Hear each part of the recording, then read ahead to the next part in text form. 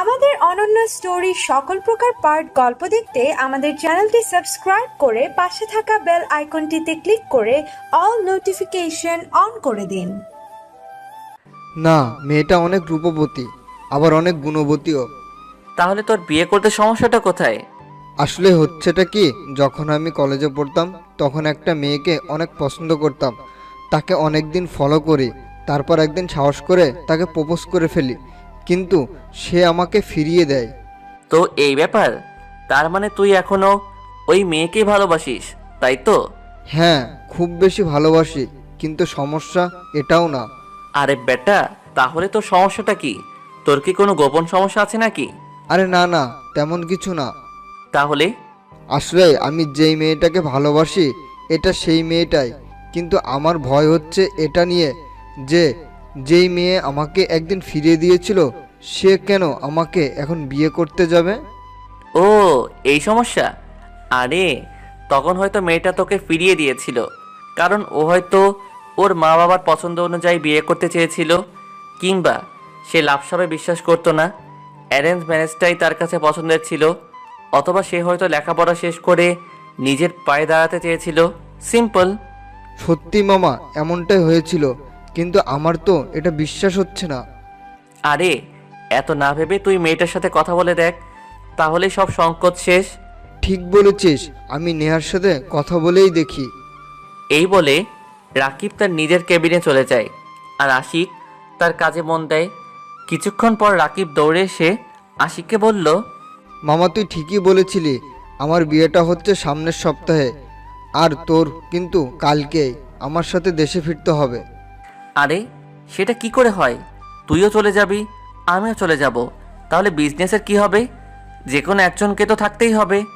রাকিব তখন মন খারাপ করে সামনের চেয়ারটাতে বসে পড়ে আর বলে, তার মানে তুই বলতে চাচ্ছিস তুই আমার বিয়েতে থাকবি না?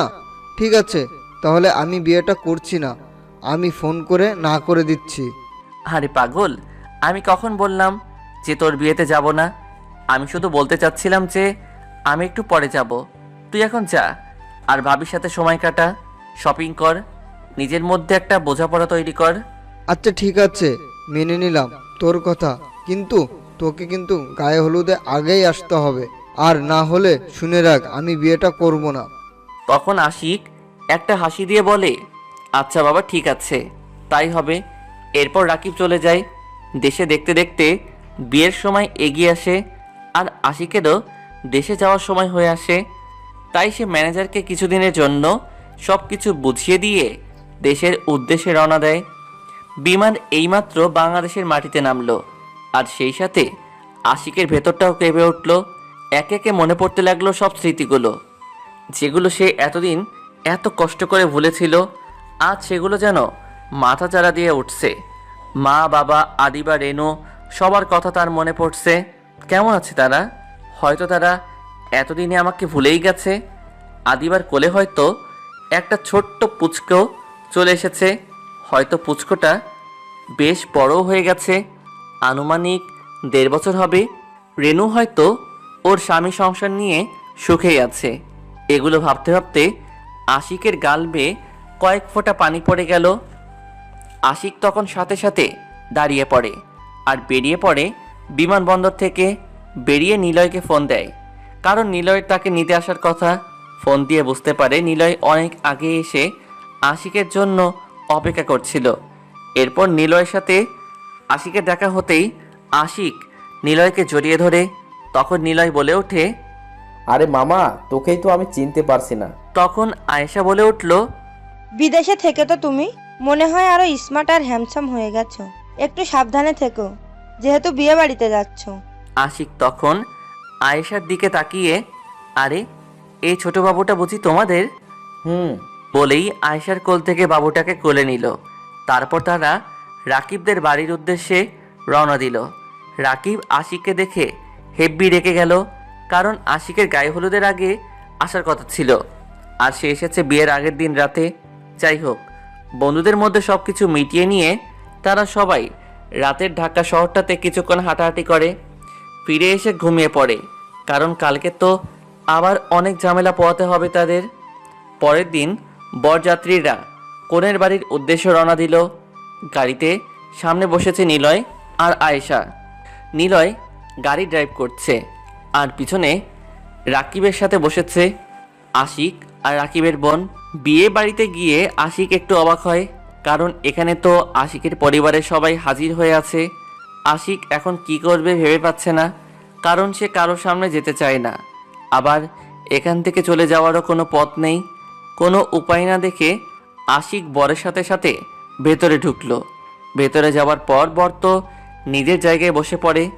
তবে আশিকের জায়গাটা কোনে পক্ষের কিছু মেয়ে এসে মেরে দেয়। তাই আশিক ভিড় ঠেলে এক কোনায় অন্যমনস্ক হয়ে দাঁড়িয়ে আছে।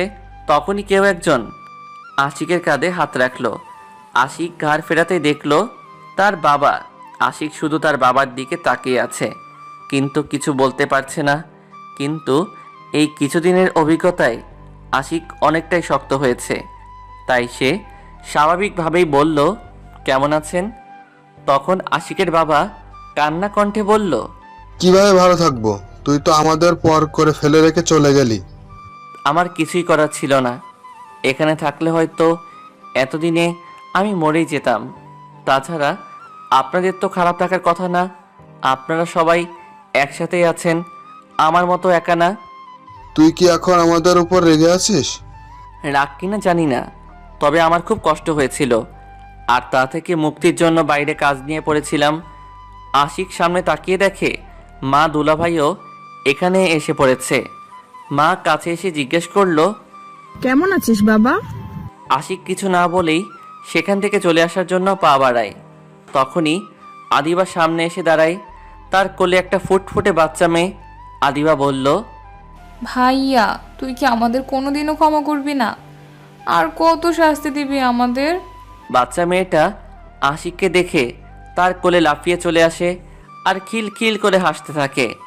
আশিকের কাছে বাচ্চাদের অনেক ভালো লাগে, তাই ও ভাগ্নির সাথেই কিছুক্ষণ খেলা করে। তারপর আদিবার দিকে তাকিয়ে বলে, ওর নাম কি রেখেছে? সিনহা। খুব সুন্দর নাম। কি মামা, কেমন আছো তুমি? তোমার নামটা অনেক অনেক সুন্দর। তুমি জানো মামা, তোমার জন্য কত কিছু এনেছে। আর সিনহাও যেন আশিকের সাথে হেসে হেসে ভাঙা ভাঙা করে কিছু বলছে। আসলে সিনহা সবে কথা বলা শিখতেছে। এভাবেই সে ভাগ্নির সাথে কথা বলছিল। তখন আদিবা বলল, ভাইয়া, তুই কি আবার চলে যাবি? সিনহাকে কোলে নিয়ে বলল, এখানে শুধু বিয়েটার জন্য এসেছিলাম। একটা কথা ছিল ভাইয়া। বলো। ভাইয়া, আসলে রেনু।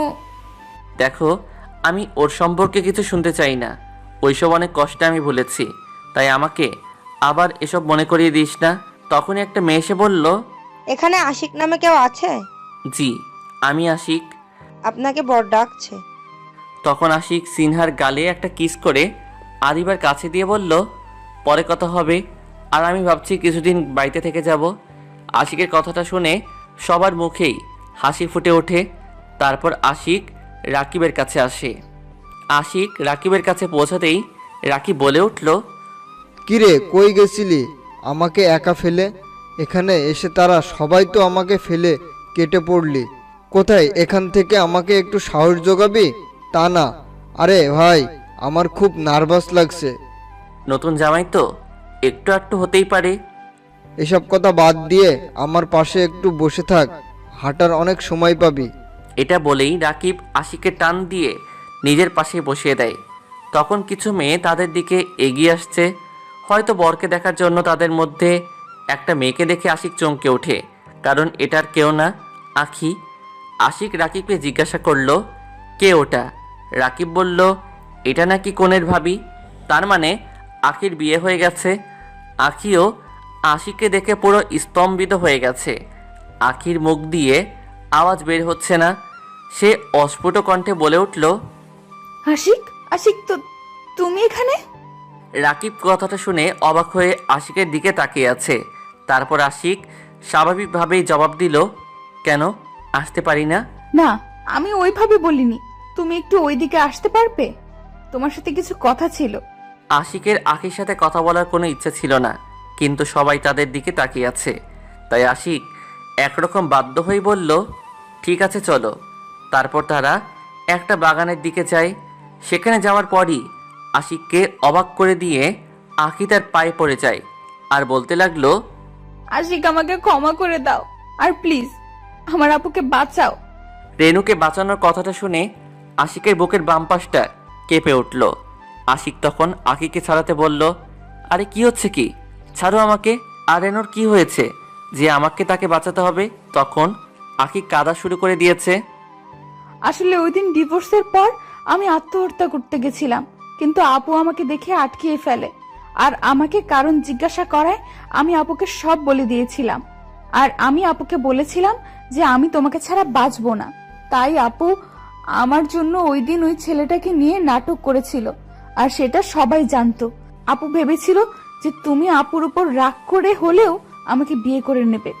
আশিক আঁখিকে থামিয়ে দিয়ে বলে, এক মিনিট, তুমি বলতে চাচ্ছ ওই দিন রেনু আমার সাথে নাটক করছিল? তাহলে ওই রেজিস্ট্রি পেপারটা কিসের ছিল? আসলে ওইটা ফেক কাগজ ছিল।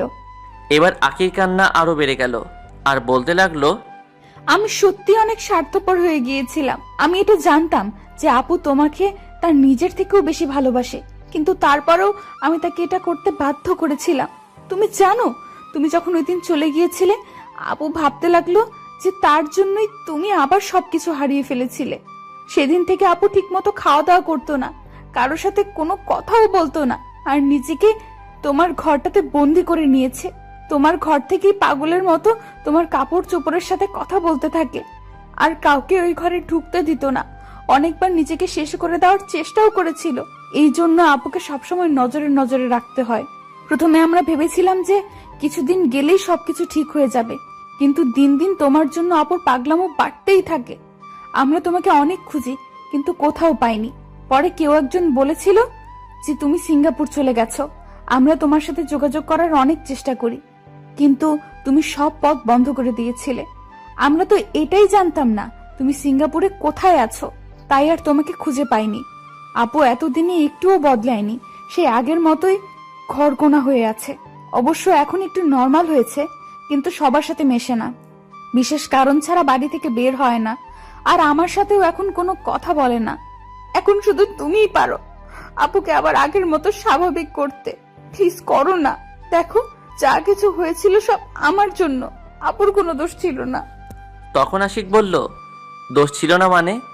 কারণটা যেটাই হোক না, রেনু আমার সাথে অনেক খারাপ করেছে, ওর জন্য অনেক কষ্ট সহ্য করেছি। আর না, কথাটা বলেই আখির আর কোনো কথা না শুনেই আশিক চলে এসে আগের জায়গায় বসে পড়ে। তখনই রাকিব আশিকের দিকে জিজ্ঞাসা দৃষ্টিতে তাকালে আর আশিক তাকে বলল, পরে সব বলবো, এখন তুই নিজের বিয়েটা নিয়েই ভাব। কিন্তু আশিকের মন শান্ত হচ্ছে না, বারবার রেনুর কথাই মাথায় ঘুরছে। সত্যি রেনু ভালো আছে তো? এইসব ভাবতে ভাবতে রাকিবের বিয়েটা হয়ে গেল। তারপর রাকিব আর তার বউকে রাকিবদের বাড়িতে পৌঁছে দিয়ে আশিক যেই রাকিবদের গেট দিয়ে বের হতে যাবে, তখনই ওর সামনে রেনুর বাবা মা আর রাকি এসে হাজির। এসে বলতে লাগলো, আমাদের মেয়েকে বাঁচা, ও হ্যান ত্যান। আখির সবগুলো কথা আবার বিটিভির মতো রিপ্লে দিল। এমনিতেই আশিকের রেনুর কথা ভেবে ভেবে মনটা খুব অশান্ত হয়ে আসছিল। তারপর এদের কথাগুলো তার কাছে বিরক্ত লাগছিল, তাই দিল ইচ্ছে মতো কতগুলো কথা শুনিয়ে। তারপর ওখান থেকে চলে আসে। এইদিকে আশিকের চোখ দুটো রেনুকে দেখার জন্য যেন অস্থির হয়ে গেছে, তাই আর থাকতে না পেরে রেনুদের বাড়ির সামনে চলে যায়। কিন্তু বিপত্তি হলো, একটু আগে সে সবাইকে এতগুলো কথা শুনিয়ে দিয়েছিল, তাই তাদের সামনে দিয়ে রেনুর কাছে যাওয়াটা কীরকম লাগে। আবার আশিকের রেনুর সাথে দেখা করতেই হবে। কোনো উপায়ান্তর না দেখে আশিকের বাড়ির পিছনের দিক দিয়ে দেওয়াল টপকালো। কিন্তু এখানেও আরেক বিপদ, কুকুর। এই বাড়িতে আবার কুকুর আনলো কে? আসলে আশিক আবার কুকুরকে ভীষণ ভয় পায়, তাই কুকুরটা তার কাছে আসার আগেই পাইপটা বেয়ে অর্ধেক উঠে যায়। তখন আশিক ভাবল, নিশ্চয়ই এটা ওই আখির কাজ। হেতার আবার কুকুরের ভীষণ শখ। আশিক যখন আখির পিছনে ঘুরেছিল, তখন অনেকবার আশিককে কুকুরে তারা খাইয়েছিল। যাই হোক, আশিক অনেক কষ্ট করে রেনু জানালার সামনে উঠল। রেনুকে দেখেই বুকটা মোচড় দিয়ে উঠল। এ কি হাল হয়েছে রেনুর? রেনুর চেহারাটা একেবারে শুকিয়ে গেছে। চোখ দুটো যেন গর্তের ভেতর চলে যাচ্ছে। রেনুকে স্যালাইন চড়ানো হচ্ছে আর তার পাশে তার মা বসে আছে। রেনুর মাথায় হাত বুলিয়ে দিচ্ছে। কিছুক্ষণ পর স্যালাইনটা শেষ করার পর উনি চলে যান। আর আশিকের অবস্থা এদিকে খারাপ হয়ে যাচ্ছে। একে তো মশা, তার উপর আবার জানালা ধরে লাটকে আছে, নিচেও যেতে পারছে না। কুকুর ফ্যাক্ট। তাই সে ওখানে লটকে থেকে রেনুর দিকে এক দৃষ্টিতে তাকিয়ে থাকলো। রেনুর এই অবস্থা আশিকে সহ্য হচ্ছে না, তাই চোখ বেয়ে জল পড়তে লাগলো। কতক্ষণ সময় কাটলো জানি না, তবে আশিক ওইভাবেই লটকে রেনুর দিকে তাকিয়ে আছে। তখনই রেনু ঘুম থেকে জেগে উঠল। আশিক খেয়াল করে দেখলো সকাল হয়ে গেছে। রেনু ঘুম থেকে উঠেই আশিকের ছবি নিয়ে কান্না করছে। আশিক রেনুকে জানালা খোলার জন্য ডাকাডাকি শুরু করেছে, কারণ কেউ দেখে ফেললে সমস্যা। অথচ রেনু শোক পালনে এতটাই ব্যস্ত যে আশিকের কথাই যেন শুনতে পাচ্ছে না। তখন হঠাৎ রেনু জানালার এদিকে আশিকের দিকে তাকালো, কিন্তু রেনু কিছুক্ষণ এক দৃষ্টিতে তাকিয়ে থেকে ওয়াশরুমে চলে গেল। আশিকের মুখ তো হা হয়ে গেল। কি হলো ব্যাপারটা? আপনারা বুঝতে পারছেন না, তাই তো? আসলে আশিক চলে যাওয়ার পর রেনু আশিককে খুব মিস করে, আর সেই জন্যই সে সব জায়গায় আশিককে দেখতে পায়। আর এই কারণে রেনু ভেবেছিল যে এটাও তার মনের ভুল। প্রায় 10 মিনিট পর রেনু বেরিয়ে এলো, আর আশিক এক নাগাড়ে ডেকেই যাচ্ছে। এইবার রেনু আশিককে দেখেই দৌড়ে গিয়ে জানালা খুলে দেয়, আর আশিক এক লাফে ভেতরে চলে আসে আর বসে পড়ে। আশিককে দেখে রেনুর চোখ বড় বড় হয়ে গেছে। সে বিশ্বাসই করতে পারছে না যে এটা আশিক। তারপরই রেনু কেঁদে উঠল, আশিককে ঝাপটে জড়িয়ে ধরল আর আশিকের পুরো মুখে চুমু দিয়ে দিয়ে ভরিয়ে দিল। রেনু যেন আশিককে পেয়ে পাগল হয়ে গেছে, আর আশিক রেনুর কাণ্ড দেখে হতভম্ব হয়ে গেছে। এতটা ভালোবাসে মেয়েটা তাকে। এরপর আশিকও রেনুকে জড়িয়ে ধরে, রেনু আশিককে এমনভাবে ধরে রেখেছে যেন ছেড়ে দিলেই আশিক হারিয়ে যাবে। এভাবে কিছুক্ষণ থাকার পর রেনু হঠাৎ করেই আশিককে ছেড়ে দেয়। তারপর বলল, আমি ওয়াশরুমে যাওয়ার সময় তুমি কি ওখানেই ছিলে নাকি? আশিক বেচারা চেহারা করে বলে, তখন কি বলছো? আমি রাত থেকে ওখানে লটকে আছি। এত ডাকলাম তোমাকে, কিন্তু আমার দিকে তো তাকালেই না। আর মশারা সারা রাত কামড়ে আমার কি অবস্থা করেছে দেখো। লটকে থাকতে থাকতে আর হাত ব্যথা শুরু হয়ে গেছে, নিচেও নামতে পারছিলাম না ওই কুকুরটার জন্য। তখন রেনু একটা মন কাড়া হাসি দিয়ে বলল, তোমার সাথে যা হয়েছে একদম ঠিক হয়েছে। আমাকে ফেলে রেখে চলে গেছিলে না, আমাকে কষ্ট দেয়া, ব্যাস হয়েছে। তোমার জন্যই তো গেছিলাম, তুমি তো আমাকে যেতে বাধ্য করেছিলে। কথাটা শুনেই রেনুর মুখ থেকে হাসিটা চলে যায়, আর কাঁদতে কাঁদতে বলল, আমাকে তুমি ক্ষমা করে দাও। আমি তোমার সাথে অনেক খারাপ করেছি। যা হয়েছে সেটা হয়ে গেছে, সেটা নিয়ে আর ভেবে লাভ নেই। আর রেনুর কপালে একটা ভালোবাসার ছোঁয়া দিয়ে দেয়। এরপর রেনু আশিককে শক্ত করে জড়িয়ে ধরে, আশিকও রেনুকে জড়িয়ে ধরে রাখে। ঠিক সেই মুহূর্তে রেনুর মা রেনুর জন্য খাবার নিয়ে রুমে আসে, আর রেনু তার মাকে দেখেই ধাক্কা দিয়ে আশিককে সরিয়ে দেয়। রেনু লজ্জায় মাথা নিচু করে দাঁড়িয়ে থাকে। আশিকও একটু লজ্জা পেয়ে যায়, কিন্তু রেনুর মা খুবই খুশি হয়। তারপর আর কি, ধুমধাম করে ওদের বিয়েটা হয়ে যায়। তবে মজার বিষয় হলো, ওদের বিয়েতে সবচেয়ে বেশি খুশি যেন আঁকি হয়েছে, যার কারণে আঁকি নিজের হাতে বিয়ের সব দায়িত্ব পালন করেছে। এমনকি বাসরের খাটটাও সে নিজে সাজিয়েছে। এখন আশিক বাসর ঘরের সামনের দরজায় দাঁড়িয়ে আছে। তার ভেতরে একটা চাপা উত্তেজনা কাজ করছে, কিন্তু কেন জানি আশিক সাহস করে ভেতরে যেতে পারছে না। কিন্তু তখনই কেউ একজন তাকে ধাক্কা দিয়ে ভেতরে ঢুকিয়ে দেয় আর বাইরে থেকে দরজাটা লাগিয়ে দেয়। তারপর আশিকও ভেতর থেকে দরজাটা লাগিয়ে সামনে এগোতে থাকে। কিন্তু কী ব্যাপার, রেনুর তো এখানে এসে তাকে সালাম করার কথা। এরপর আশিক তাকে উঠিয়ে বুকে জড়িয়ে বলবে, তোমার জায়গা ওখানে নয়, আমার বুকে। এটা আশিকের বাসর ঘরের একটা স্বপ্ন। কই, রেনু তো আসছে না। তারপর আশিক নিজেই বেহায়ের মতো বলল, কি হলো রেনু, আমাকে তুমি সালাম করবে না? পারবো না। কেন পারবে না? আমি তোমার স্বামী, আমাকে সালাম করা তোমার দায়িত্ব। এ আইসে, ঘড়িতে দেখছিস কয়টা বাজে? আশিক ঘড়ির দিকে তাকিয়ে দেখে 1টা বাজতে চলল। ইস, বন্ধুদের টিটকারি সহ্য করতে করতে বড্ড দেরি হয়ে গেল। তখন আশিক বলল, দেখো রেনু, তুমি যদি আমাকে এখানে এসে সালাম না করো আমিও ওখানে যাব না। রেনু ঘোমটার নিচে নিশ্চুপ হয়ে বসে আছে। তখন আশিক বলল, ঠিক আছে আমি তাহলে যাই। এই বলে পাটা একটু পিছাতেই রেনু বলল, এই দাঁড়াও ওখানে, একটু নড়লে পা ভেঙে দেব। এরপর রেনু খাট থেকে নেমে এসে আশিককে বিদ্যুৎ গতিতে সালাম করে আবার খাটে গিয়ে বসে পড়ল। আশিকও আর কিছু বলল না, কারণ আর কিছু বলতে গেলে বাসর রাতে হয়তো বউয়ের ভালোবাসা ছাড়া কিছু উপরি পাওনাও জুটতে পারে। এরপর আশিক ধীরে ধীরে গিয়ে খাটে রেনুর সামনে বসলো। আশিক খাটে বসতেই রেনু পাগুলো কিছুটা গুটিয়ে নেয়। আশিক তখন আরেকটু এগিয়ে রেনুর ঘুমটা খুলল। তারপর বলল, বাহ, বউ সাজে তো তোমাকে ভারী মিষ্টি লাগছে। তাই? ইচ্ছে করছে তোমাকে অনেক অনেক আদর করতে। না, এখন ওসব হবে না। মানে কি বলছো তুমি? তুমি এমন করলে আমাদের আগামী প্রজন্ম আসবে কি করে? লুচ্চা কোথাকার, আমি সেটা কখন বললাম? আমি বলতে চাচ্ছি আমরা এখন ছাদে যাব চাঁদ দেখতে। ও তাই বলো, ঠিক আছে চলো। না, আমি এভাবে যেতে পারবো না, আমার পায়ে ব্যথা। রেনু কি চাইছে আশিক সেটা বুঝতে পারছে, কিন্তু আশিক একটু মজা করার জন্য বলল, ঠিক আছে তাহলে আর পা ব্যথা নিয়ে ছাদে যেতে হবে না। তখন রেনু রাগে চোখ লাল করে বলল, হাদারাম কোথাকার, তুমি কি কিছুই বুঝো না? আমাকে কোলে করে নিয়ে যা। আশিক রেনুর রাগ দেখে সোজা রেনুকে কোলে নিয়ে ছাদের দিকে রওনা দিল। আর রেনু খুশি হয়ে আশিকের গালে একটা লম্বা কিস করে বলল, থ্যাংক ইউ বাবু। এরপর তারা তাদের দোলনাতে গিয়ে বসে। রেনু আশিকের কাঁধে মাথা রেখে চাঁদ দেখছে। এভাবেই কিছুক্ষণ কেটে গেল। তারপর রেনু বলল, আজকের চাঁদটা অনেক সুন্দর না? সুন্দর, কিন্তু তার চেয়ে সুন্দর একটা চাঁদ আমার পাশে বসে আছে। ইচ্ছে করছে তাকে আদর করতে, কিন্তু সে তো দিচ্ছেই না।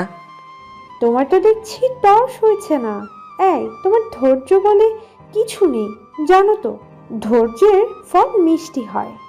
তখন আশিক দোলনা থেকে দাঁড়িয়ে গিয়ে রেনুকে কোলে নিয়ে নেয় আর রেনুর ঠোঁটে ছোট্ট একটা কিস করে বলল, কিন্তু ম্যাডাম, আমার কাছে তো মিষ্টির একটা গোটা ফ্যাক্টরি আছে, তাই আমার মিষ্টির দরকার নেই। রেনু লজ্জা পেয়ে আশিকের বুকে মুখ লুকিয়ে বলল, কি বলো এইসব? এরপর আশিক রেনুকে কোলে করে রুমে চলে আসে। দরজাটা লাগিয়ে দিয়ে রেনুকে খাটের উপর শুইয়ে দেয়। আর বাতিটা বন্ধ করার জন্য উঠতেই রেনু তাকে টান দিয়ে নিজের উপর ফেলে দেয় আর বলল, বাতি বন্ধ করার কোনো দরকার নেই। এতক্ষণ তো বলছিলে আমার নাকি ধৈর্য নেই, এখন এটা কি হচ্ছে শুনি? রেনু আশিককে টেনে নিজের আরো কাছে নিয়ে বলল, জানি না, তুমি আমার কাছেই থাকো। আমরাও এখন তাদেরকে তাদের মতো ছেড়ে দেই। তারা তাদের মতো সুখে থাক, তাদের ভালোবাসা আজীবন চেয়ে থাক।